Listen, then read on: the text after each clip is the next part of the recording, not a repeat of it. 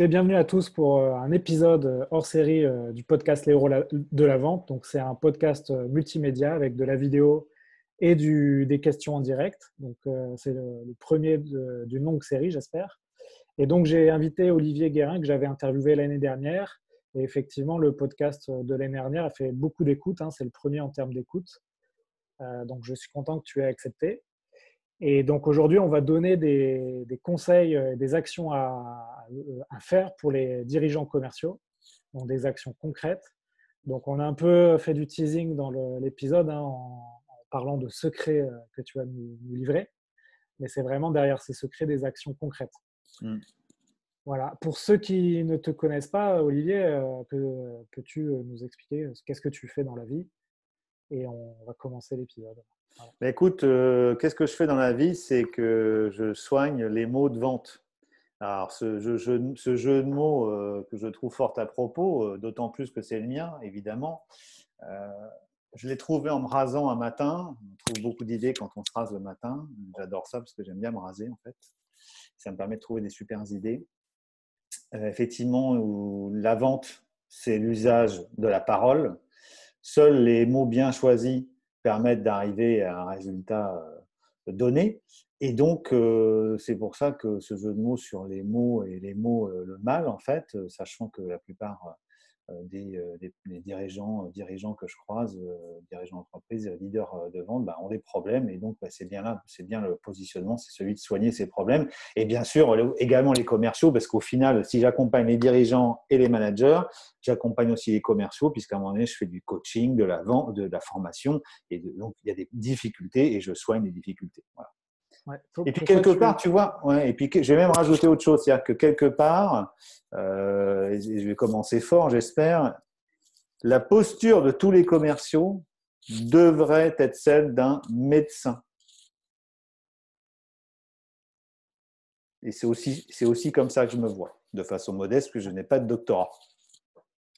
Pourquoi tu as choisi ce métier de coach et formateur commercial? Je crois que c'est parce que pendant toute ma carrière, je n'ai pas un manager qui a été capable de me dire comment m'en sortir. Je pense que ça fait partie de mes regrets. J'ai eu des managers très sympas, mais qui m'ont jamais montré la voie, qui m'ont jamais tiré vers le haut. Et donc, je pense que ça fait partie de mes grands regrets. Et maintenant, une des joies de mon boulot, c'est d'aider les gens à être plus à l'aise et arriver à vivre correctement, ou faire vivre correctement, ou de ce job de commercial. Hein, et également les dirigeants, arriver à avoir des équipes qui tournent, en fait. Faut être très clair. Ouais. Donc c'est marrant, je disais tout à l'heure que j'ai créé ce podcast parce que j'avais senti un manque dans ma carrière de formation commerciale, et toi c'est un peu la même chose, tu as créé ton métier aussi parce que tu as eu ce manque-là. Ouais, ça part d'une frustration quelque part. Ça part Ouais. aussi d'une frustration. D'accord. Bah, écoute, je te propose de plonger dans le sujet. Donc, on a subi une crise importante. Et toi d'ailleurs, tu l'as vécu comment ces dernières semaines? Alors, je ne sais pas si j'ai vécu comme tout le monde. En tout cas, je pense que je ne suis pas le seul. Il faut être très clair que les 15 premiers jours du confinement ont été pour moi une épreuve. Je n'avais pas de morale, hein, effectivement. Tout le monde parle de cet effet de sidération. Je n'ai pas fait exception, hein, effectivement. J'ai vécu ça. C'était assez difficile. Hein. Je ne savais pas trop où j'habitais, en fait, hein, pour être clair. Et puis, je suis dans mes recherches, je suis tombé sur une petite vidéo très intéressante. Hein. C'était une vidéo d'une collègue, d'une confrère américaine, en fait, hein, et qui fait le parallèle entre un parallèle moderne avec le stoïcisme et qui appelle au stoïcisme. Alors, le stoïcisme, en fait, c'est pas de rester sous la pluie idiotement et d'imaginer que ça va mieux se passer. Le stoïcisme, c'est d'envisager les choses telles qu'elles sont, de ne pas surréagir, de ne pas imaginer que le monde entier nous en veut, mais que par l'action, en prenant les choses telles qu'elles sont, eh bien, par l'action, on peut s'en sortir. Et quelque part, c'est avec un obstacle qu'on peut face à un obstacle, on peut trouver une nouvelle voie. Et c'est comme ça que je me suis reconfiguré à partir du mois d'avril, où j'ai fait beaucoup de podcasts, où j'ai beaucoup travaillé, où j'ai essayé de finaliser mon bouquin qui va être décalé, qui va sortir seulement en janvier. Les maisons d'édition sont très impactées par la crise. Mais voilà, je me suis configuré. Et là c'est bien reparti parce que j'ai beaucoup de demandes. J'ai signé plusieurs affaires. Enfin, ouais, l'activité est forte. Et de la formation à distance, puisqu'effectivement, je fais tout ça de mon bureau désormais. Vous voyez, c'est mon lieu de travail. Je ne prends plus ma voiture pour aller voir mes clients, ni l'avion. Un D'accord, peu ok. Bah, frustrant écoute. quand même, je te dis tout de suite. Ouais, Mais ça se passe très bien quand même. Voilà. ok, D'autres très bien. avantages en fait. Bah, tu vas nous en parler, et puis tu vas, comme tu sais si bien le faire, émailler ta présentation de concepts philosophiques. Donc moi, quand je t'ai contacté il y a une semaine ou deux pour te dire est-ce qu'on ne pourrait pas faire un épisode et tu nous livres un peu des tips pour les dirigeants pour essayer de rebondir au mieux et le plus rapidement possible, tu m'as dit bah, très bien, j'ai déjà les idées très claires et je peux déjà proposer des choses. Donc on a parlé dans l'intitulé de l'épisode des 3 secrets pour mieux rebondir. Est-ce que tu peux déjà livrer ces On secrets? y Puis après, va. on, Il faut que on je livre ira des sur les choses. actions. Voilà, on ira sur les actions concrètes finalement que tu conseilles aux dirigeants. Bon, allez. Et ben effectivement, c'est parti. Et j'ai préparé. Je fais de la surqualité. C'est-à-dire que non seulement j'ai préparé pour vous 3 secrets, mais en plus, j'ai préparé 21 choses à faire. Ça en fait 24. Ça fait des choses. On a du taf. Ouais. Voilà. Attention, Donc, Olivier, il faudra que je maîtrise le temps. ah oui, bon, je vais essayer. Oui, mais ça, tu es le timekeeper quand même. Tu es le Ouais. timekeeper. Alors, 3 secrets. Bon, voilà, ça, c'était un peu mon état d'esprit là au niveau de la crise. Voilà, maintenant, j'ai repris mes marques. Mais bon, je sais qu'il y a beaucoup de dirigeants d'entreprise. Il y a beaucoup de directeurs commerciaux et managers, voire même beaucoup de commerciaux qui ne savent pas forcément comment affronter ce qui est en train de se passer.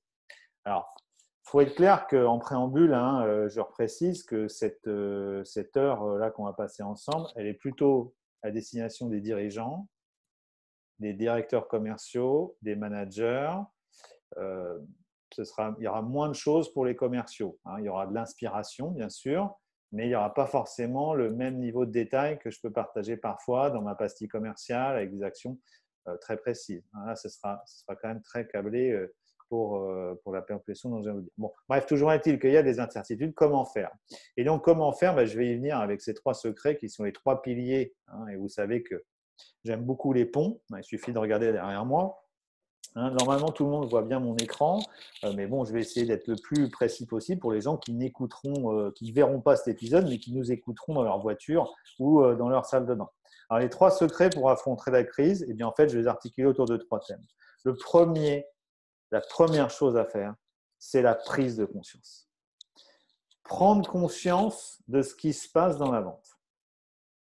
Et la seule façon de comprendre ce qui se passe dans un rendez-vous avec un commercial, de ce qui se passe au téléphone entre un commercial et un client, de ce qui se passe quand il laisse un message téléphonique, de ce qui se passe quand il écrit un email, la seule façon d'y arriver, c'est de s'entraîner.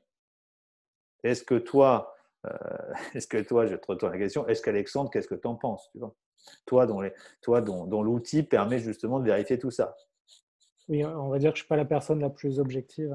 Ah, tu n'es pas la personne la plus objective, effectivement, mais là, c'est pas effectivement, c'est clairement quand même, on a la même vision pour le coup. Toi, tu es l'outil et moi, je manie le concept, mais effectivement, la prise de conscience est ultra importante.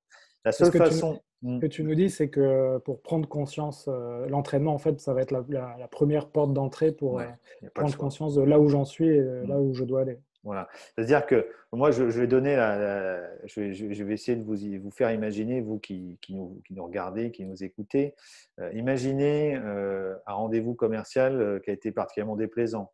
Ou même essayer d'imaginer comment se passe un rendez-vous commercial en règle générale quand un commercial vient vous voir. Et je vais vous raconter une petite histoire. C'est Étienne, qui est le directeur général d'une grosse chaîne de camping là, qui est basée dans l'Hérault, là, belle chaîne. Et je discutais avec lui il y a quelques années et ça m'avait vraiment frappé. Je suis même capable de vous dire que l'endroit exact où j'étais dans Montpellier et avec quelle voiture j'étais à ce moment-là. Et on avait une discussion et on parlait des commerciaux et de sa position de DG. Et il me partageait avec moi cette statistique qu'il a tirée. 9 de ces entretiens avec des commerciaux qui lui vendent quelque chose, 9 commerciaux sur 10 qui venaient le voir repartaient de son bureau sans savoir le moins du monde ce qu'il avait comme problème à régler. Il aurait bien aimé le dire, mais personne ne lui a jamais demandé. Ou il ne savait pas le demander.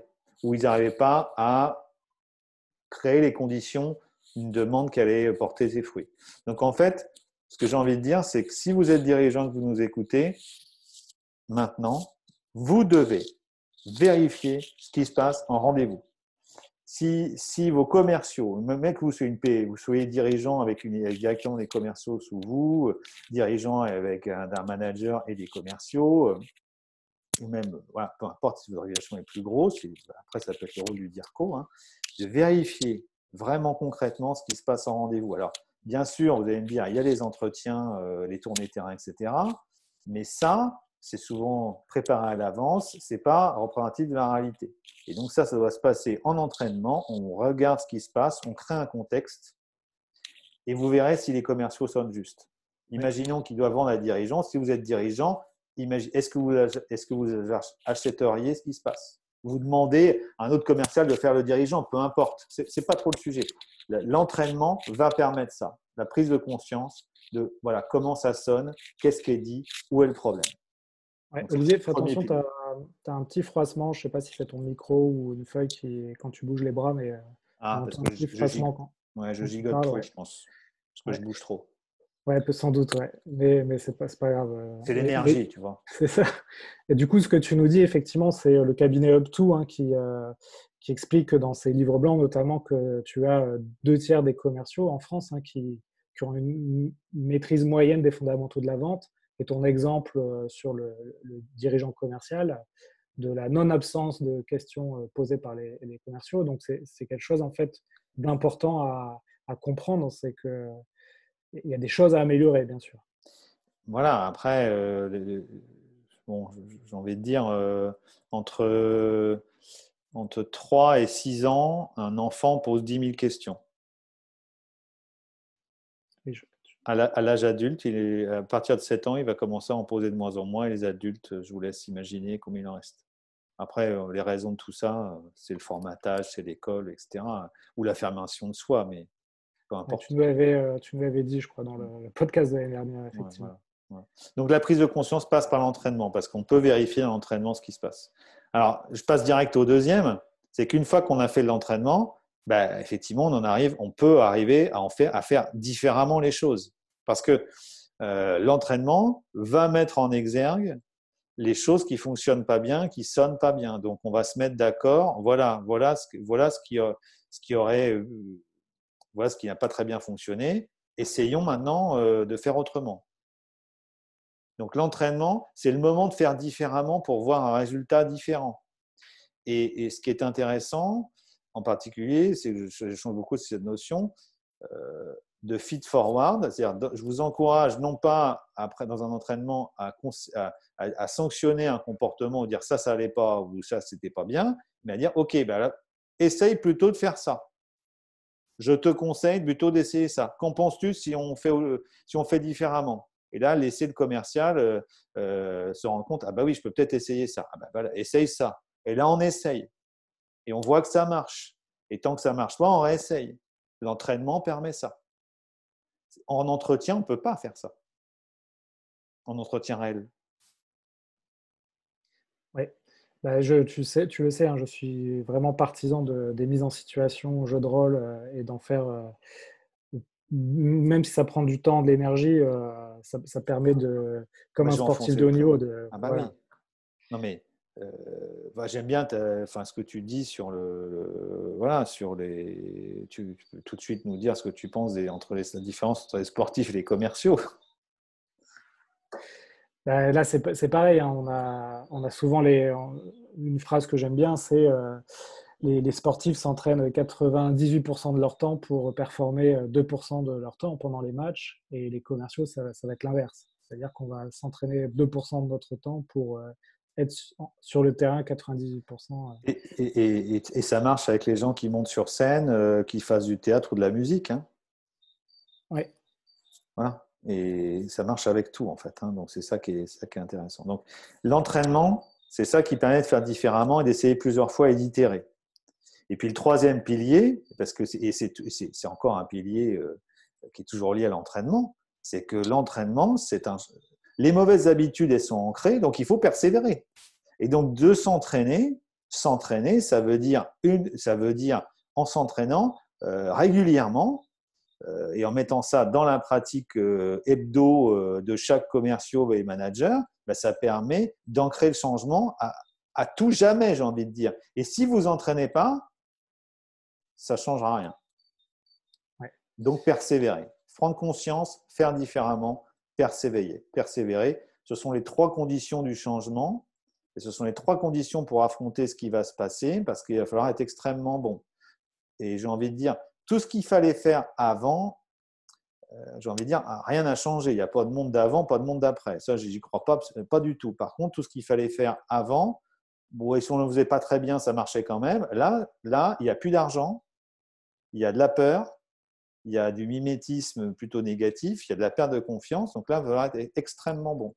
C'est ce que j'appelle le passage du pourquoi moi, qui est une vente relativement facile, qui a des fournisseurs, bah tiens, on va choisir celui-là, à pourquoi je vais sortir des sous alors que j'en ai pas. Ouais. Alors, tu nous as mis donc les 3 piliers et tu vas ensuite nous parler d'actions à mettre en place. Juste avant ça, j'ai Pierre qui dit que son boss ne veut pas d'entraînement car ça impacte la productivité. Qu'est-ce que tu peux dire à Pierre? Son boss,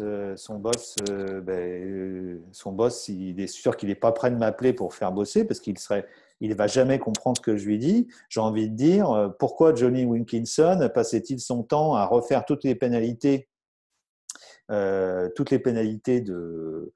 match s'il en avait raté une, il est recommencé jusqu'à temps de toutes les réussir. Pourquoi est-ce que Johnny Wilkinson a réussi à s'arranger avec le gardien de Twickenham juste avant une finale, je crois que c'était la Coupe du Monde, pour aller s'entraîner alors que c'était totalement interdit, mais il l'a fait. Et ils ont gagné, bien sûr, les Anglais. J'ai envie de dire, moi, je ne peux plus rien pour le dirigeant ou ce manager. Enfin, quel exemple voilà, je ne peux rien faire, c'est juste une évidence. Voilà, c'est juste une évidence. Pour être bon, c'est pas, ça s'improvise pas. Donc, que ce soit au théâtre, dans le sport, enfin, qui imagine que Roger Federer, il a les doigts de pied entre éventails entre 2 matchs? Ouais. Écoute, ouais, Moi, je peux rien pour lui. on martèle le message. Si tu veux bien, Olivier, comme ça, on avance dans l'épisode. Tu m'as parlé en off donc des actions à entreprendre. Donc, quelles sont déjà les actions qu'on aurait dû faire déjà? Regarde, c'est bien foutu. Hein. Regarde, alors, les 5 actions qui auraient déjà dû être faites. Alors, effectivement, je vais les partager avec vous. Tu fais des jolis Bon. ponts dans tes slides. Ah ben oui, ben forcément. Alors derrière ça, je vous révèle un peu de moi, c'est que forcément je suis normand pour ceux qui ne le savent pas. Et derrière moi, c'est le pont de Normandie et ma boîte c'est Bridge Développement, c'est l'entité de facturation. Hein, et voilà. Et bien sûr, l'image du pont, c'est que mon boulot, c'est d'aider mes clients d'aller d'un côté du pont vers l'autre, c'est-à-dire de les emmener avec le plus de certitude possible, aller chercher les clients et aller chercher la croissance. Un petit peu de poésie. Je comprends mieux le pont. Hein, voilà, la croissance ou simplement sauver les meubles en l'occurrence. Là, hein, on va être modeste. Hein. Là, on va sauver les meubles. Je ne parle pas d'exploser les chiffres cette année, sauf pour ceux qui vendent de l'encre. Ça, c'est possible. Voilà. Donc, en fait, back to business, première action, là, ça y est, il faut revenir au business. C'est plus, je me suis bien occupé de mes clients, je les ai bien aidés. Là, pendant la période, on a pris soin, on a téléphoné, on a demandé comment ça allait. On n'aurait jamais imaginé qu'on aille demander des nouvelles ou qu'on termine, c'est quand prenez soin de vous, comment ça va, etc. Bon, ça c'est bien. Moi, j'ai partagé aussi plein de choses, etc. Je suis encore en train de le faire, mais c'est la dernière fois. C'est fini. À partir du mois de juin, ça devient facturable. C'est terminé. Hein. Donc, back to business. Maintenant, après, il faut revenir à la vente. Il faut être mindé comme ça, même si, et ma définition ne change pas, la vente, c'est aider ses clients. Et on y va avec cet esprit-là. Mais là, il faut quand même, même si on va les aider, on va quand même leur vendre quelque chose. Effectivement, selon les cas, ce sera plus ou moins difficile, mais c'est l'état d'esprit en tout cas. Le deuxième, c'est que, ben là, moi, j'ai aucun parti pris, Alexandre. Le coaching, c'est obligatoire. Et un manager qui, idéalement, a entre 6 et 7 et 9 commerciaux doit passer au moins 50% de son temps à coacher. Et le coaching, ce n'est pas de demander des nouvelles dans la bagnole ou d'appeler pour savoir comment ça va ou comment. C'est pas ça. Ça, c'est pas du coaching. Demander comment c'est passé, c'est pas du coaching. Le coaching, c'est on vérifie ce qui va se passer avant un appel téléphonique ou avant un rendez-vous à distance ou rendez-vous physique quand on pourra en faire. On fixe des objectifs, on débriefe pour savoir ce qui s'est passé, pourquoi ça ne s'est pas passé comme on voulait, quel est le résultat, quel est l'output, et on regarde et on refait le match. Voilà. Comme sur RMC, on refait le match, hein, pourquoi ça s'est passé comme ça.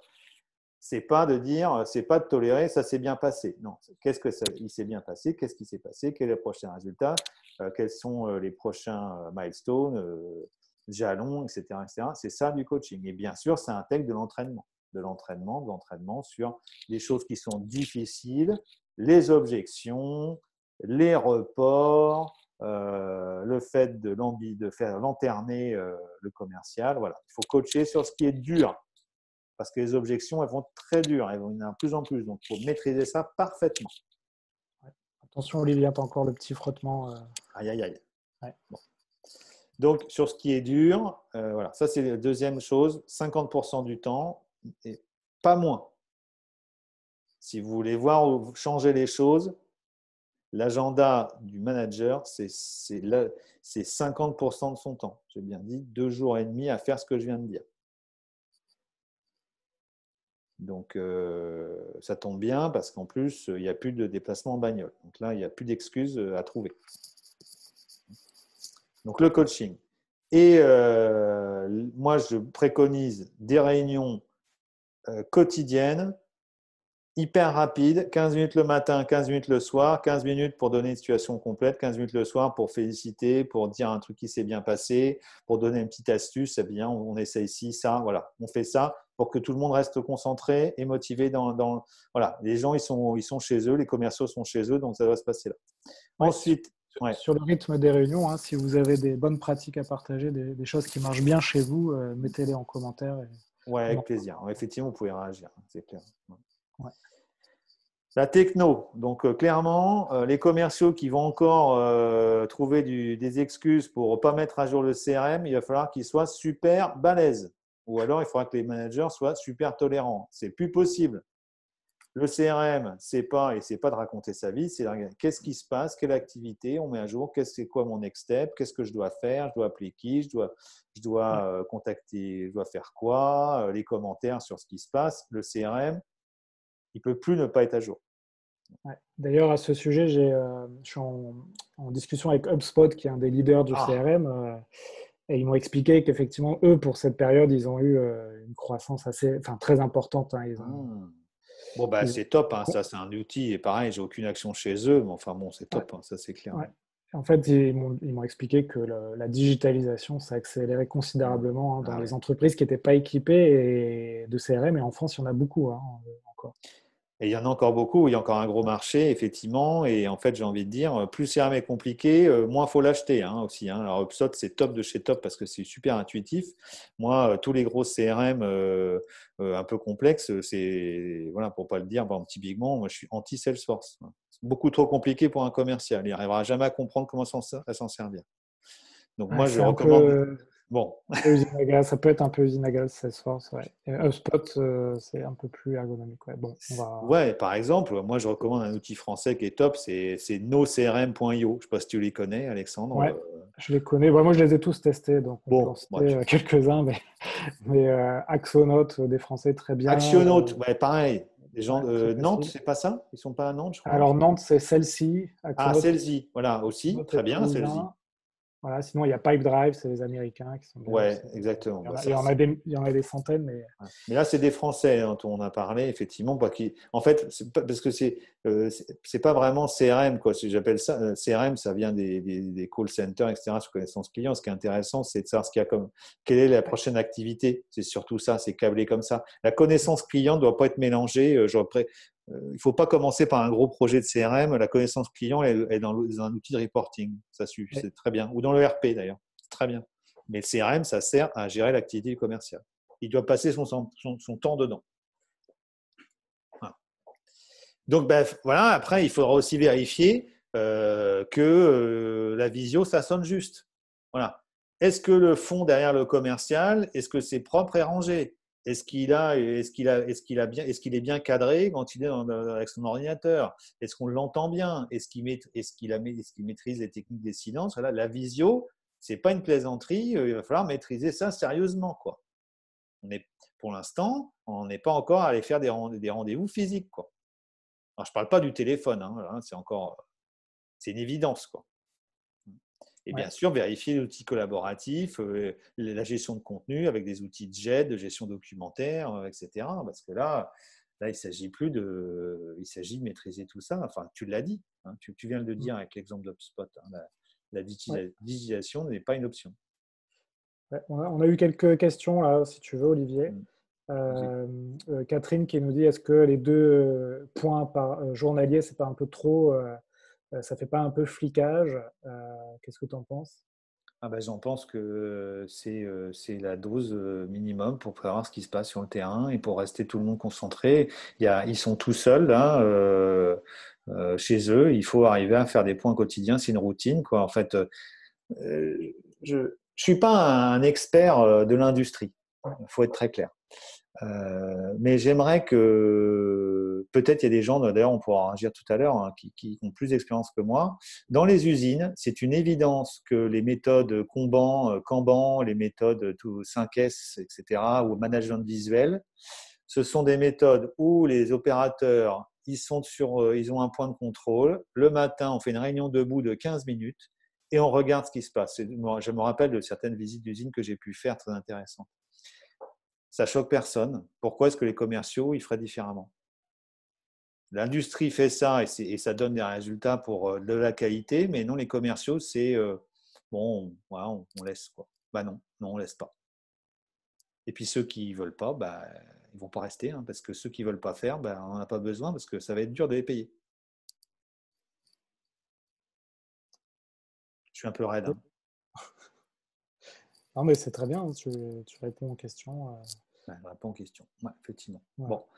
Alors, j'enchaîne sans transition, pas de problème après. Et puis, il faut former sur les compétences critiques. Donc, pour former, il suffit de m'appeler et je fais un devis et j'arrive.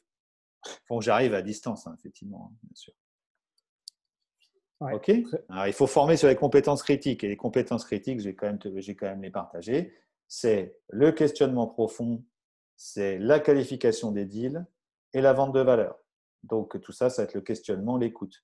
La qualification, parce que je veux juste bien dire quelque chose, pour tous ceux qui vendent quelque chose en devant faire des propositions, l'entreprise n'a pas les moyens de dépenser de l'argent pour des choses qui ne se feront jamais. Ce n'est pas le moment. C'est même hyper dangereux, hein. Les dirigeants n'ont pas de moyens à dépenser sur des deals qui ne se feront pas. Ce n'est pas le moment de claquer du temps, de l'énergie pour des choses qui ne se feront jamais. Du coup, Olivier, tu parles de gestion du temps. Donc là, tu nous as donné des actions qu'on aurait dû faire Ouais. avant aujourd'hui. Je suis dirigeant commercial. Donc j'ai été, bien sûr, j'ai dû gérer des urgences pendant les 2 derniers mois. Qu'est-ce que je dois faire immédiatement là? C'est quoi les choses les plus importantes Ouais, j'ai préparé une nouvelle image de pont. Qu'est-ce que tu en penses? Ouais. Pour tous ceux qui veulent la vidéo, pour ceux qui nous écoutent, tant pis, mais bon, c'est un pont et il y a 3 points, effectivement, 3 choses à faire immédiatement. Alors, la première, c'est mettre la priorité. Alors, dans un agenda classique d'un dirigeant d'entreprise ou un dirigeant commercial, manager, il y a 3 choses. Donc, presque 4. Il y a son activité, globalement, son activité habituelle, ce qu'il aime faire. Ah, il y a quelqu'un qui dessine sur mon slide. Non, ça, c'est pas bien, ça. Je ne peux pas dessiner sur mes slides. Bon, c'est pas grave. Hein. Ce que vous aimez faire, ce sur quoi vous passez du temps et ce qui a un impact sur le CA et les marges. D'après vous, sur quelle, alors 1, 2 ou 3, d'après vous, sur quelle activité vous devez passer du temps maintenant? Vous pouvez répondre dans le chat. 1, 2 ou 3. Je ne fais pas de petite musique d'attente parce que… Bon, alors on a bien sûr que des 3 et, et Ah oui. on a la personne qui a dessiné qui nous dit qu'elle ne pensait pas que ça allait impacter tout le monde. Un petit coquin.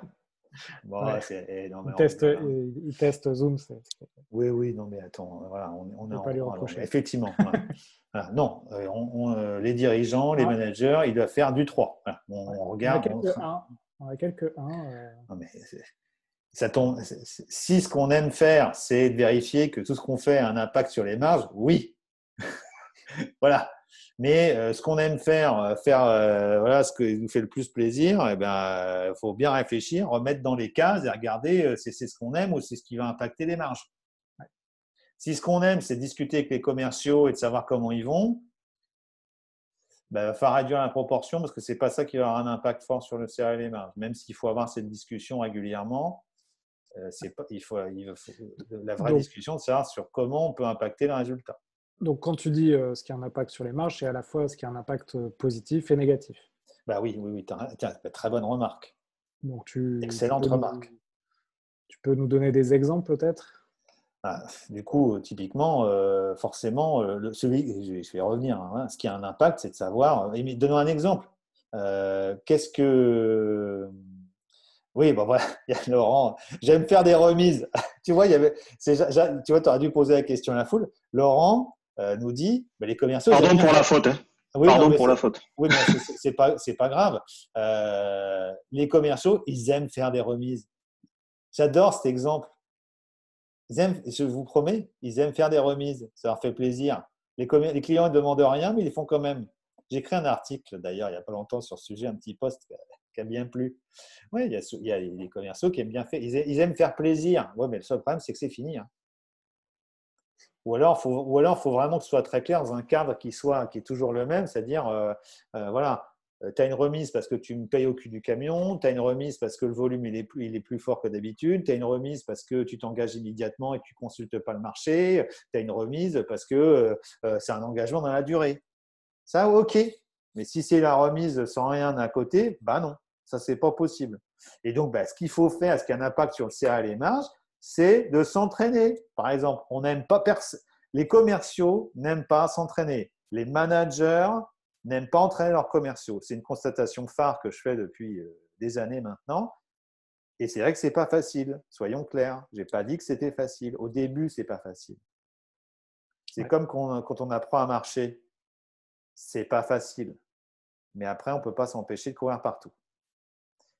Moi, j'ai vu des transformations formidables. Je raconte ça, c'est une équipe commerciale. J'ai formé les managers et forcément, ça a traîné les pieds. Non, mais c'est pas possible, Olivier. Il faut qu'on trouve une pièce. Ils sont tous à distance.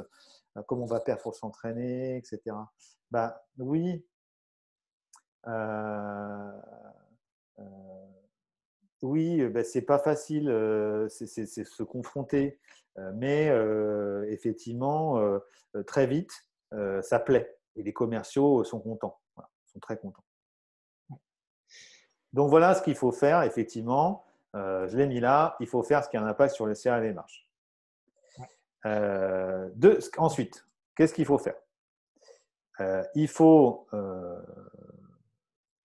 mettre un terme aux managers qui vendent. Les managers, ça ne vend pas. Les managers, ce ne sont pas les héros. Parce que quand un manager doit faire des ventes et qu'il va être rémunéré là-dessus, forcément, il va se focaliser là-dessus. C'est obligé. Donc, il va devenir le héros. Il ne fera plus les héros. Le boulot du manager, c'est de faire des héros, pas d'être le héros. Voilà. Il faut mettre un terme aux commerciaux qui ne chassent pas. Ce n'est pas tolérable. Dans la période qu'on va vivre, difficile, la chasse est obligatoire pour tous. Arrête, et il faut forcément. La machine à excuses, vous ne devez plus la tolérer. Ouais, et d'ailleurs, c'est une compétence qui va être de nouveau bien mise en avant, hein, puisque beaucoup d'entreprises auront des leads moins importants. Ah oui, oui, ben, ouais, effectivement. Donc là, tous ceux qui savent mon amour immodéré de la demande de recommandation, il va falloir sacrément la mettre en œuvre, hein. Si vous restez à Ouais, la fin, je vous fais une petite piqûre de rappel. Ça, ouais, c'est petit teasing pour que les gens écoutent jusqu'au bout. Qu'est-ce que tu en penses, Alexandre? C'est bien ça, non? ouais. Allez, on fait ça.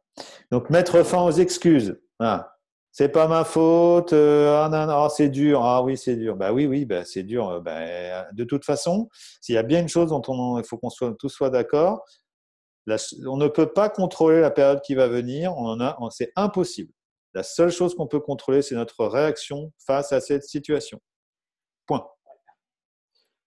Ouais. Du coup, on a une auditrice, je crois, ou un auditeur, on n'a pas le prénom, qui me dit le problème avec cette crise, c'est que d'un côté, tu as des morts, du coup, donc des annonces toujours un peu assez graves, et puis de l'autre côté, comment tu motives tes commerciaux Eh à ben oui, faire rentrer ben oui, ben oui, mais il faut couper BFM, il faut couper CNews, il faut arrêter de lire les journaux, il faut arrêter, hein, c'est tout. Je vais pas être, je peux pas être, je suis peut-être un peu violent dans mes propos. Arrêtez de regarder les infos. Arrêtez de Ah, regarder les infos. c'est Stéphane. Ouais. Désolé, Stéphane. Ouais, oui, je connais bien Stéphane, mais il faut arrêter de regarder les infos. Mais après, moi, si je vous dis vraiment le fond de ma pensée sur le fait, et j'ai juste envie de partager une statistique, que 9 dixièmes des décès liés au Covid avaient plus de 65 ans. Bon, 8 sur 10, plus de 75. Bon, mes parents ont plus de 75 ans. J'ai pas dit qu'ils veulent mourir, que je voudrais qu'ils meurent. Et eux non plus. Mais il se trouve quand même que nous ne sommes pas éternels. Voilà. Ah, il y a des choses plus graves, il y a des choses graves, effectivement, mais effectivement, on va rentrer dans un débat Ouais, philosophique. ouais, on Notre va. rapport à la mort, c'est sans doute un peu modifié. Bon, bref. Ouais. Et mettez un terme à l'égocentrisme. L'égocentrisme, qu'est-ce que c'est? Alors, euh, j'ai reçu, à chaque fois je me fais un plaisir d'ouvrir les présentations de mes clients, que je trouve super, mes clients, je les adore. Et à chaque fois qu'on ouvre une présentation, ça commence par on est tellement beau, on est tellement bien, je fais ci, on fait ça, regardez. Mais non, mais les clients, ils s'en foutent. Les clients, ce qui les intéresse, c'est le résultat. Donc, quel problème vous résolvez pour eux? Donc, là, une présentation d'entreprise, ça devrait être nos clients nous font confiance parce qu'on résout tel problème. Voilà comment on le fait et regardez et voilà, terminé, voilà ce qu'il faut et regardez comment on est après avoir bossé avec nous, regardez ce qu'ils peuvent arriver à faire. Donc l'égocentrisme, c'est terminé. Mettre un terme à ça. Troisième chose, tac, je clique, simplifier. Il va falloir simplifier le processus d'achat. Par exemple, je vous donne un exemple, hein. Il y a une très grosse boîte qui m'a contacté pour mes outils de recrutement de commerciaux qui, je le répète, permettent de garantir à 95% la fiabilité des recrutements. Je travaille avec le leader mondial qui s'appelle OMG, 2 millions de commerciaux évalués et je garantis de recruter les meilleurs commerciaux. Voilà. Elle m'a posé une question. Elle est en train de regarder le marché. Je lui ai fourni tout ce qui était en ma possibilité pour qu'elle puisse juger immédiatement de la concurrence, de la différence avec la concurrence, des études techniques. Elle a déjà tout. Pas besoin de chercher. Elle a déjà tout. Je simplifie son process. Et plus vous allez simplifier le processus d'achat des clients, et mieux vous porterez. Donc ça peut passer par le juridique, hein, avec les contrats, entre autres choses. Donc, très Enfin, bien, Olivier. Donc, simplifier et, les process d'achat. Effectivement, moi, en ce moment, nous, on regarde ça. On essaye de simplifier au maximum le parcours client. Tu te rends c'est une compte très bonne que idée. tu peux vraiment épurer les process, quoi. Simplifier l'organisation commerciale. Alors, Est-ce que tu simplifier peux nous l'organisation expliquer? commerciale, disons que si ça c'est pour les grosses équipes. Après, si une équipe, enfin j'ai envie de dire les grosses équipes, une équipe où il va y avoir des différents, enfin on va dire au-delà de 50 ou 80 commerciaux pour les très grosses équipes, je ne sais pas s'il y en a dans la salle, mais il y a sans doute des fonctions qu'il va falloir revoir. Hein. Il faut remettre tout le monde sur le terrain, il faut couper, faut nettoyer, il faut nettoyer les organigrammes. Nettoyer, ça veut dire tout simplement remettre sur le terrain, potentiellement. Voilà. Simplifier l'organigramme. Pour Donc les là, petites équipes, non, c'est pas le cas, il n'y a rien de spécial. j'enchaîne, Olivier, parce que je sais que Ouais. tu as beaucoup de choses à nous dire et Oui. j'aimerais bien rester dans l'heure qu'on a prévue. Mm. Du coup, ok, les choses à actionner tout de suite. Ok, Alors, j'ai fait là pour terminer, hein, effectivement, j'ai essayé d'aller plus vite. 3 changements que doivent porter les dirigeants. Alors, c'est pour les dirigeants. Alors, les dirigeants ils doivent porter 3 changements. Ils doivent faire en sorte de créer une culture d'amélioration permanente d'organisation. L'apprentissage, la formation, ce n'est pas one shot, c'est un process permanent. Pour tous ceux qui fabriquent des choses, mais qui imaginent que l'industrie ne sont pas tout le temps en train de regarder comment ils peuvent gratter des gains de productivité, de temps matière, de temps machine, de gâches. Toute l'industrie fait ça. Bon, dans la vente, c'est pareil. Voilà. On forme les personnels sur les machines, c'est compliqué. On forme les commerciaux. Bon, après, moi, j'ai pas. Quand j'entends encore ce matin une commercial expérimenté m'expliquer que son patron il est anti-formation. Bon, c'est pareil. Je peux rien pour. On peut plus rien, quoi. Je veux dire, qui imagine que c'est encore possible maintenant. Bon, c'est comme ça. Et donc, il faut la culture d'animation permanente dans la vente, c'est ça, donc de former. Et le coaching sert à ça, et c'est pour ça qu'on s'entraîne. Ça, je l'ai encore dit. Est-ce que tout le monde a bien compris? Tu penses que je le dis trop, Alexandre, ou pas? Non, Non, mais puis ça va. Hein, aussi, hein on n'en a pas parlé, mais on a la chance en France de pouvoir avoir des aides. Hein, donc le fameux FNE, moi je l'ai utilisé par exemple pour former un de mes commerciaux qui était au chômage partiel, un de mes commerciaux, pardon. Et ça, c'est extraordinaire hein, voilà. Alors, de pouvoir faire ça. Ah oui, mais moi je l'ai fait là, effectivement. Et même quand on n'a pas d'aide, il faut, c'est pas investir dans les hommes. C'est toujours cette fameuse, cette petite blagounette. C'est un DAF qui dit à son PDG, tu la connais celle-là. Ouais. Non, mais vous imaginez, boss, si on les forme, les équipes, et qu'elles partent. Et le boss regarde le DAF, il dit, vous imaginez si elles restent?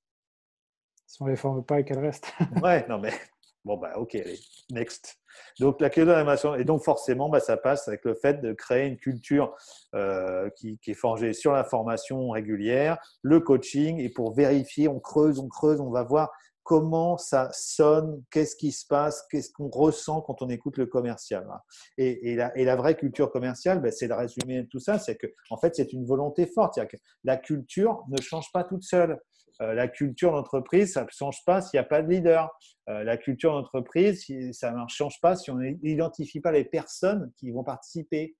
Il faut avoir des attentes simples et basiques. Il faut montrer comment on fait également. Ça se passe par un coaching régulier. Voilà. Et la direction doit tenir tout le monde responsable. Voilà.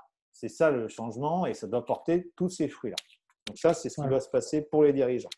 Ouais. Les Ensuite, leaders. Tu voulais nous parler des directeurs commerciaux. Voilà, les directeurs commerciaux, c'est qu'est-ce qu'ils doivent faire? Les DIRCO, qu'est-ce qu'ils doivent faire? Première chose, il y a 5 choses.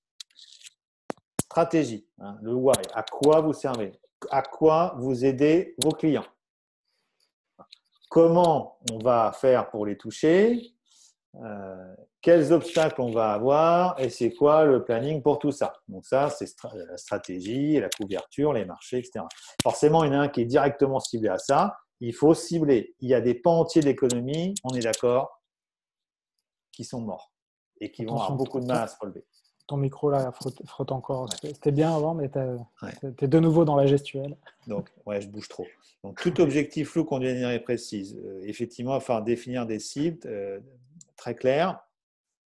Il y a des pans entiers de l'économie qui ont beaucoup souffert. Et voilà, pensez pour tous les restaurateurs en particulier. Hein, et quand on travaille dans ce monde-là, ben, on sait que qu'on vend des choses à ces gens-là, ben, ça va être très dur. Ou l'événementiel, hein, bien sûr. Le tourisme, j'en parle même pas. Ben, forcément, il va falloir se reconfigurer pour trouver les marchés. Donc, il faut cibler, il va falloir travailler encore plus Cibler, précisément. si on le peut, cibler une catégorie Oui, de marché qui n'a pas trop subi la crise, ouais, si c'est possible. C'est pas toujours possible. exactement. Hein, mais... Ah, c'est pas tout, ben, de toute façon, il va y avoir des difficultés. Hein. Je n'ai pas de baguette ouais, magique. Hein. Ce n'est pas moi qui ouais, vais les changer par cette présentation. Hein. C'est une évidence. ouais. Il faut recruter d'excellents commerciaux. Parce que là, des commerciaux, il va y en avoir beaucoup de disponibles. Ouais. Et ceux qui ne sont pas performants, eh ben, ça va peut-être falloir penser à s'en séparer. J'ai prévenu tout à l'heure que c'était une présentation pour les dirigeants et les leaders des ventes et les dirigeants commerciaux. Effectivement, ben, il y a des commerciaux qui ne sont pas au point et vous ne pourrez pas les garder. Et je ne parle même pas de ceux qui n'ont que des comportements, c'est les barons de la vente, ils appellent, hein, ceux qui sont assis sur un tas d'or, qui ne veulent pas chasser, qui ne veulent pas se faire mettre à jour le CRM et qui servent de modèle à tous les autres. Ouais. Ben, ça, ce n'est pas la bonne chose à faire. Hein. J'aime bien cette expression, ce que vous permettez, vous l'encouragez. Et c'est sûr que le recrutement des commerciaux jusqu'à présent, c'était un marché en tension, hein, plutôt en pénurie. Mm. Et là, il va y avoir de nouveau de très bons candidats sur le marché, Oui, et sans doute à un prix inférieur oui. qu'avant la crise. Voilà. Et alors, et pour moi, 30 secondes de pub, hein, je vous préviens. C'est pour ça que je travaille avec Objective Management Group, le leader mondial des évaluations de commerciaux. Il y a des candidats, il y en aura plein. Je les évalue a priori et je garantis avec certitude que ce sont des commerciaux qui vont vendre. Voilà. Donc, je ferme la parenthèse. Alors Tom, il pose une question. Euh, il pose, conseillez-vous les commerciaux multicartes? Alors j'imagine que ça dépend de l'entreprise, hein, ça dépend de l'environnement. Je ne connais pas trop Je sais ce pas. monde-là. Je connais Non, pas trop ce monde-là. je sais pas. Je sais pas dire. J'ai pas la réponse. Il faudrait plus de contexte, mais je n'ai pas la réponse. Donc, il faut recruter, il faut penser, faut recruter les bons commerciaux. Donc, forcément, ce que j'ai envie de dire, pour recruter, effectivement, il faut faire des annonces attractives. Des annonces attractives. Une annonce attractive, c'est pas on est les plus beaux, vous allez bien être chez nous, etc. Et puis une description du job. Non, non. Une annonce, c'est des exigences. Vous êtes un chasseur né. Vous êtes habitué à vendre sur des cycles de vente courts, ou vous êtes habitué à vendre sur des cycles de vente longs, vous êtes habitué à parler à des acheteurs professionnels, ou vous êtes habitué à parler à des dirigeants. Vous êtes capable de vendre des choses qui ont un prix très élevé. Ça, ce sont des exigences. Et c'est là-dessus que vous mettez une annonce. Ouais. Alors pour information, hein, le premier épisode du podcast Les héros de la vente, c'est sur ce thème-là, le recrutement. Donc il y a Bon, des conseils pour bien recruter. super. Donc, faut l'écouter l'épisode. Ouais. Bon, voilà, exactement. Et puis après, c'est pareil. Je vais aller très vite, hein, mais recruter, ça veut dire une qualification très vite au téléphone. Forcément, avec un outil de recrutement entre les deux, un outil d'évaluation que je recommande, bien entendu. Une qualification rapide au téléphone. Et puis ceux qui sonnent juste, ils ont le droit d'aller plus loin. Et quand on les rencontre, on fait pas des jolis sourires et des salam alek quand le candidat arrive. Non, on est dur tout de suite pour voir comment il réagit. Parce que les clients, ils n'attendent pas les commerciaux avec des fleurs. Non, il faut tout de suite tester la résistance. Et seulement après qu'on a testé la résistance, on explique que c'était un jeu de rôle et on détend l'atmosphère. Voilà comment on fait. Et je vous parle. Et forcément, après, on met en place un onboarding plan, un plan d'intégration sur 90 jours avec un résultat clair au bout de 80. Je dis 90 jours, je pourrais dire 100 jours, mais ça peut être 30. Hein. Ça dépend ce que vous vendez. Il faut savoir aller tout seul en rendez-vous pour avoir une conversation intelligente avec un commercial, avec un client. C'est ça un processus de recrutement efficace. Bien sûr, allez, j'en mets une couche. Hein. C'est bon? Ouais, j'arrête de me répéter. Et enfin, il en manque un cinquième, comme vous savez compter, vous voyez qu'il y en a un, et c'est celui-là, l'imputabilité. Qu'est-ce que c'est? Qu'est-ce que tu veux dire par là? Ouais. Merci, mon sparring partner préféré, Alexandre. L'imputabilité, c'est d'exiger, de tenir les gens pour responsables. Pourquoi tu n'as pas eu ce résultat? Pourquoi tu n'as pas appliqué ça? Tu étais engagé la dernière fois à poser 5 questions ouvertes. On vient de faire un rendez-vous, nous n'avons aucune des réponses. Pourquoi ça ne marche pas? Qu'est-ce qui fait que ça ne marche pas? Jusqu'à temps de trouver. C'est-à-dire qu'il y a deux choses distinctes qui se passent quand il y a un problème. Il y a soit une erreur, soit une faute. Une erreur, le manager est là pour former et corriger l'erreur. Il forme. Ce n'est pas un problème. La faute, c'est quand au bout de 10 fois, on est toujours à ce que le commercial ne respecte pas ce qu'il a dit qu'il allait faire. Et donc là, vous devez exiger. Et donc, tout le rôle et toute l'organisation doit exiger. Ça commence par le haut. Les dirigeants doivent exiger que les directeurs commerciaux appliquent tout ce que je viens de dire. Voilà. Que les managers, on en exige d'eux qui doivent former, qui doivent coacher leurs équipes. C'est pareil. Voilà. Et les managers doivent tenir imputables les commerciaux de ce qu'ils ont à faire. Voilà. Ça, c'est pour les dire court. Olivier, je vais faire le maître du temps. Ouais. Je vais Oui. te laisser 10 minutes pour Tu finir. fais bien. Ouais, tu fais bien. Eh bien, 5 actions pour les managers, pour finir. Coacher, motiver, réunir, d'où l'objet des réunions, avec des matins soirs pour tenir en haleine. Ça donne le tempo, il y a un rendez-vous. Voilà, motiver parce qu'en fait, il va falloir le fait de coacher, etc. C'est aussi tirer les gens c'est aussi de tirer les gens vers le haut. Il y a quelqu'un qui a ouvert son micro, je veux bien qu'il le ferme. Motiver, c'est on motive les commerciaux sur la qualité du geste commercial, d'où les entraînements qui font grandir les gens. Voilà, c'est comme ça qu'on motive. On motive aussi en les rassurant, bien sûr, parce que bien sûr ils ont peur. On est d'accord. Donc il faut avoir ces conversations. J'ai pas dit qu'il fallait pas les avoir. Il faut aussi prendre soin de l'équipe et se soucier d'elle. Ça passe par tout ça. Mais ça veut aussi dire tenir pour responsable, alors ça j'en ai parlé juste avant, suivre sur les bons KPI. Les bons KPI, c'est ceux qui vont donner les bons résultats. Donc, combien de conversations nouvelles, combien de coups de fil passés, combien d'affaires créées dans le pipeline à l'instant T, ce qui nous donnera une idée du résultat dans 2 mois, si votre cycle de vente c'est 2 mois par exemple. Suivre les bons KPI. Ouais. Combien de temps vous mettez pour convertir un deal? Combien Voilà. de ratio? Quel est le ratio entre le nombre de deals que vous avez et celui que vous convertissez? Bon, là, il y a un épisode aussi à faire que sur les KPI. Ouais, c'est intéressant. Ouais. Et puis être présent, c'est ça, c'est être présent pour voilà, être réactif, être présent pour pouvoir répondre aux questions, voilà, être là. Bien sûr, hein, je n'ai pas dit qu'il fallait couper la communication, loin de là, mais les commerciaux doivent solliciter leur manager, vont le faire, et les managers leur dire quoi. Et effectivement, c'est être présent, quoi. Ouais. Donc ça, c'est être présent pour eux. Voilà. Et puis j'ai envie de dire, tu vois, après, je vais faire ma conclusion, puis après on va prendre les questions-réponses.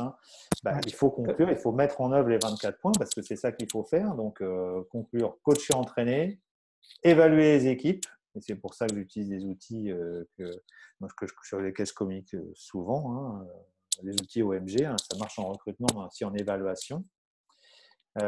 Pour les dirigeants, se montrer. Le dirigeant doit sortir en réunion. Il doit se montrer. Il doit être présent. Il doit donner l'exemple. Pour les dirigeants de PME qui sont là, il doit être dans les réunions où on parle de commerce. Parce que dans le train de l'entreprise, le commerce, c'est la locomotive. S'il ne se le montre pas, on ne peut pas exiger les comportements. Là, ça montre aussi l'engagement.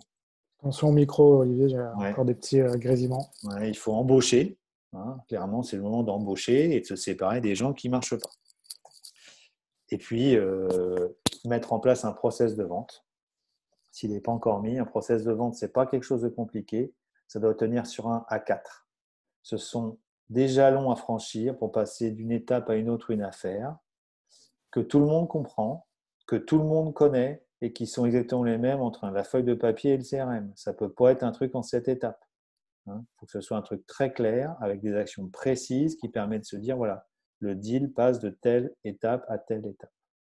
Voilà ce qu'il faut faire. Voilà ce qu'il faut faire pour changer les choses. Et là, tu vois, là, ça fait. Là, c'était ma conclusion. Et là, on peut envisager de discuter. Ah, c'est bien, tu nous as mis une petite accélération là sur les Ah deux ouais, derniers slides. ouais, parce que j'ai envie de prendre des questions. Tu vois, Ouais. j'aime bien ça. Donc, on prend les questions par écrit ou tu préfères les Bah, avoir par écrit, oui, par j'imagine écrit? qu'il y a des choses qui se sont passées. Moi, j'ai pas trop regardé ce qui se disait, effectivement. Ouais, j'essaie de te poser un peu Voilà, tout ce qui se passait. on voit que Laurent et Anthony maîtrisent parfaitement les fonds d'écran Zoom, par exemple. Je ne vois pas tout le monde, mais en tout cas, je C'est vois. récent. Ah, Aujourd'hui, j'ai dit ça Anthony, il aujourd'hui. a découvert ça. Mais c'est bien de l'avoir découvert, c'est très bien. Voilà. Est-ce que vous avez des questions? On va laisser passer une minute ou deux. Posez vos questions, voilà, je n'ai pas de problème pour revenir là-dessus. Moi, j'ai mis quelque chose en place qui m'aide beaucoup là dans les derniers deals en attendant les questions. C'est tout simplement de partager, quand tu as un prospect, de partager avec lui un rétro-planning des actions que tu aimerais réaliser avec lui pour arriver à la vente et à répondre à son besoin. Et en fait, le rétro-planning, c'est quoi? C'est un fichier partagé, hein, un fichier Excel, où je mets des dates, des actions, par exemple une présentation à ses collègues, une formation pour un test, des choses comme ça. Et on construit le rétro-planning ensemble. Et en fait, ça te permet de maîtriser plus le cycle de vente, d'être transparent avec ton prospect. Mhm. Et donc, c'est un outil que j'utilise depuis quelques jours là, que je trouve vraiment intéressant, quoi. Parce que souvent, ton rétro-planning, toi, tu le connais. Peut-être tu peux en discuter avec ton prospect, mais C'est tu intéressant. n'as pas un document partagé pour lui donner la main, en fait. Mhm. Alors, tu as une question là sur les. Voilà, c'est arrivé, tu as Maxime. Ouais, il y en a plusieurs, effectivement.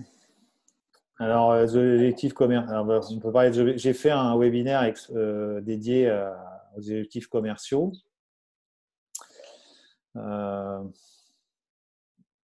Très clairement, un des conseils que je donnerais, c'est de les ramener,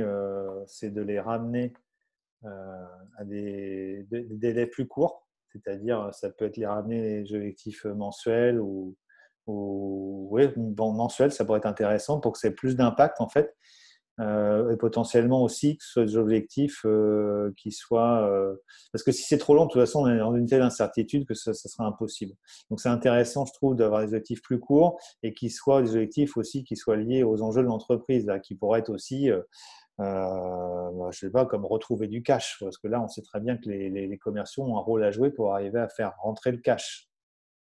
Hein, par exemple.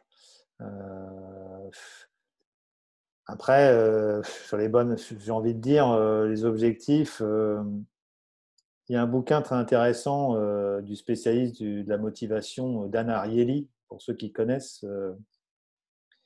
La motivation, c'est prouvé que la motivation, et je partage ça pour vous donner un peu de piste de réflexion, pour des jobs intellectuels intéressants comme ceux du commerce, la motivation, c'est la motivation par l'argent, en fait, la motivation extrinsèque, c'est pas la plus efficace et c'est prouvé. La motivation intrinsèque, celle de motiver par la beauté du geste, le fait de faire partie de l'équipe, celle de vouloir travailler bien, d'avoir de la qualité, d'être reconnu, celle-là est très prégnante. Les études montrent d'ailleurs, l'étude qui est citée dans le bouquin de Dan Ariely sur la motivation, que la motivation argent active dans le cerveau la même motivation la même zone que les fumeurs ou les joueurs de casino. Est-ce qu'on a vraiment envie d'avoir ça comme comportement addictif chez nos commerciaux? Je ne suis pas sûr. Donc, tu vois, sur les objectifs, voilà, c'est clair que moi, je les raccourcirais. Ça, c'est très clair. Oui. Sur les KPI, peut-être ensuite, maintenant? Voilà, quels sont selon toi les bons KPI? J'aimerais bien en savoir un peu plus, mais en fait, en tout cas, ce qui est clair, c'est que j'ai toujours envie de dire, c'est que le KPI, c'est quelque chose qui est à la base de la pyramide. C'est qu'est-ce qui fait que dans X mois, on aura des résultats. Donc, moi, j'ai toujours envie de redescendre jusqu'au bout. Combien de conversations intelligentes tu as eues aujourd'hui pour arriver à ça? C'est un bon KPI, par exemple. Alors, j'en ai un autre, mais je suis là pour répondre, parce que tout à l'heure, j'ai fait un peu de teasing. Par exemple, un KPI qui est formidable, que j'encourage, c'est mon teasing de tout à l'heure, la demande de recommandation. Ah, ça y est, Maxime l'a enlevé de la bouche. Hein. Il m'a enlevé les mots de la bouche. Voilà, un bon KPI, c'est combien de fois aujourd'hui tu as demandé une recommandation à un client et encore mieux, à un prospect qui t'a jeté. Parce que c'est toujours très important. Imaginons qu'un prospect, il ne veut pas de nous, il nous a jeté ou alors il n'a pas envie de bosser avec nous tout de suite. Ce n'est pas grave, il a le droit, ce n'est pas un problème. Par contre, on lui demande, mais OK, monsieur le client, je comprends tout à fait. J'ai une dernière question à vous poser. Sentez-vous libre d'y répondre non? La personne dit OK, pas de problème. Pouvez-vous m'aider? Personne ne dit non à cette question. Alors, c'est un petit peu manipulatoire, hein, vous avez le droit de dire ça. Hein. La personne dit non, et là vous demandez, vous posez une belle question ouverte. Qui puis-je appeler de votre part? Qui me conseillez-vous d'appeler? Qui puis-je appeler qui voudra avoir une conversation avec moi? Et vous vous taisez pour attendre la réponse. Vous attendez la réponse. Et le résultat n'est pas important. Ce qui est important, c'est de le demander. Vous vous fichez de la question, de la réponse finale, parce que vous aurez des réponses positives, vous en aurez des négatives, mais ce n'est pas la question. Le tout, c'est de le faire et de faire bien. Ouais, écoute, tu vois, la recommandation, c'est un indicateur de performance que je ne prenais pas. Moi, Par j'étais exemple, plutôt sur un objectif de chiffre d'affaires et combien de rendez-vous faut-il pour arriver à cet objectif de chiffre d'affaires.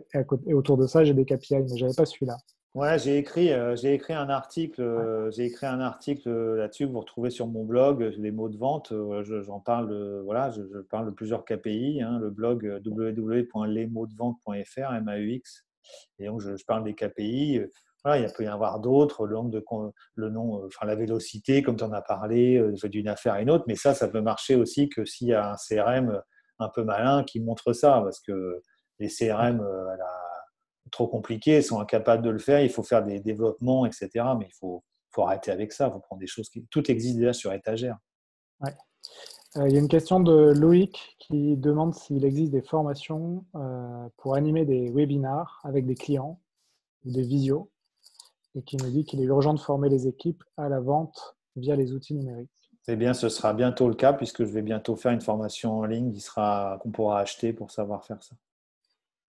Ouais. Et puis, on a un projet commun aussi, Olivier, sur Ah oui. du coaching par visio. Et donc, en gros, Alors, l'idée, oui. c'est que le commercial enregistre sa visio, il le dépose sur une plateforme donc, que je développe avec ma société, Vive.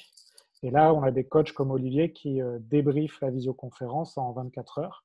Donc, ils vont annoter, séquencer la vidéo et mettre leurs commentaires et leur faire un débriefing asynchrone.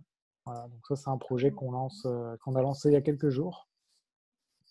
Et j'y crois beaucoup à ce projet. Et je suis heureux d'y participer.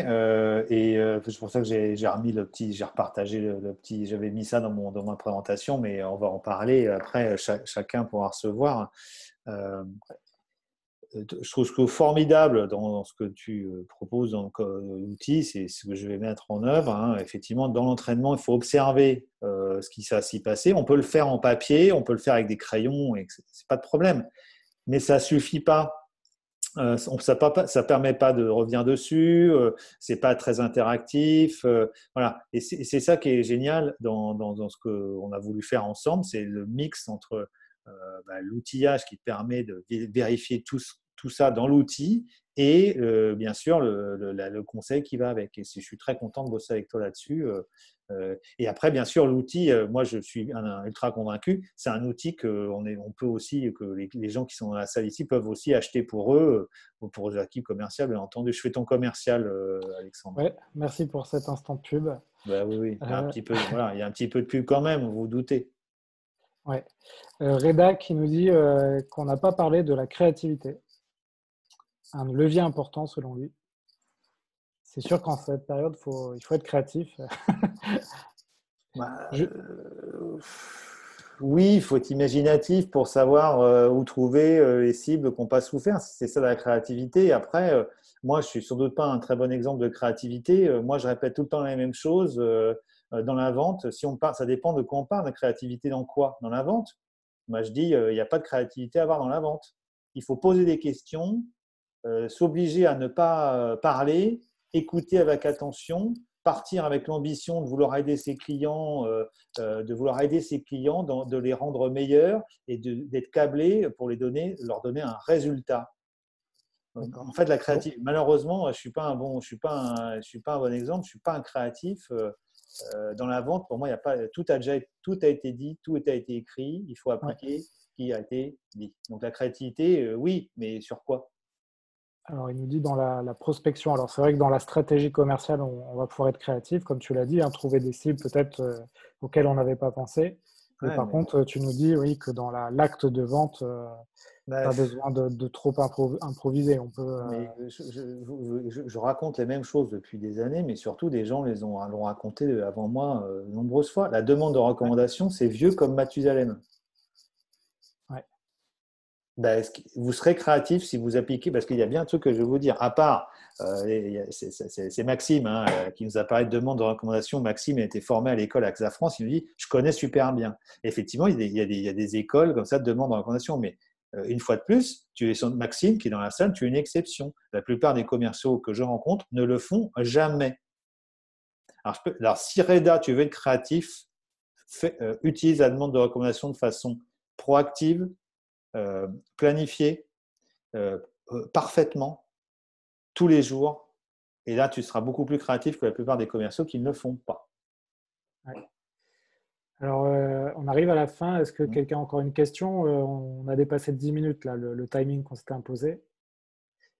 La recommandation doit être systématique, nous dit Catherine. On est d'accord. Ah, on t'a perdu, Olivier. Je crois que tu t'es mis en mute. Je me suis mis en mute parce que j'ai un invité exceptionnel pour finir. Ah, d'accord. Allez, je vais vous présenter mon invité exceptionnel. Ah ouais, il est là. Alors, il y a des gens qui tu peux dire bonjour, Grégoire. Bonjour. Bonjour. Alors, est-ce que ça marche ça? Salut. Je vous présente mon invité exceptionnel du jour, c'est Grégoire. Grégoire, il est hyper fort. Grégoire, sur LinkedIn, quand il sort, c'est 33 000 vues en vidéo. Donc, c'est pour vous dire que c'est un peu le niveau du garçon. Mais comme ça lui suffisait pas, il est passé à la télé il y a 3 semaines. Il est directement passé à 800 000 spectateurs. Sky is the limit. Grégoire, j'aimerais te demander, qu'est-ce que tu fais le samedi matin? Du VTT, Du VTT, combien d'heures? 2 heures C'est de la compète ou de l'entraînement? d'entraînement, Ok. Le vendredi soir, tu fais quoi en temps normal dans le club de triathlon? Tu fais quoi? ta course à pied. La course à pied, 45 minutes? Oui, C'est dur? non, ça dépend. Bah, tu es tout rouge quand même. Oui, Ouais, quand même, c'est dur. Le lundi à 17h, qu'est-ce que tu fais? du tennis, Du tennis en compète ou en entraînement? entraînement. D'accord. Et pourquoi tu t'entraînes déjà? Bah, pour que le grand jour où j'ai une compète, bah, je sois prêt. Le grand jour, quand ce sera la compète, tu seras prêt. Je pourrais vous le répéter, vous le chanter pendant 1 heure. Je pense qu'on peut conclure là-dessus. Ouais, super mot de conclusion, Grégoire. Merci beaucoup. Alors pour ceux, voilà, parce que j'ai eu des demandes pour que Grégoire fasse des nouvelles vidéos avec moi, et donc celle sur l'entraînement, c'est une grande première. Voilà, la préparation, et voilà. Mais merci Grégoire pour l'intervention, c'était parfait. Et c'est même pas téléphoné. Il m'a donné envie. Il faut que je me remette au sport, là. C'est vrai que le confinement, c'était pas le plus facile, hein. Ok, donc voilà, Bon, c'était la conclusion. Je voulais terminer sur ce sourire, effectivement, mais qui est quand même, qui est très vrai. Voilà. ouais. Bah, écoute, en tout cas, merci Olivier pour l'heure passée avec tout le monde. Et puis merci à tous hein, de nous avoir accordé ce temps.